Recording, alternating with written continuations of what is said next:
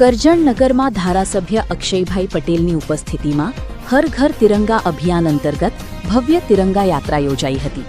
યાત્રામાં પોલીસ, નગરપાલિકા, fire brigade, college શાળાના વિદ્યાર્થીઓ, અધિકારીઓ, કર્મચારીઓ, નગરજનો, ભાજપના કાર્યકર્તાઓ તથા ચૂંટાયેલા સભ્યો મોટી સંખ્યામાં જોડાયા હતા। તિરંગા સાથે દેશભક્તિના નારા લગાવી સમગ્ર કરજણનગરને રાષ્ટ્રભક્તિના રંગે રંગી દીધું હતું।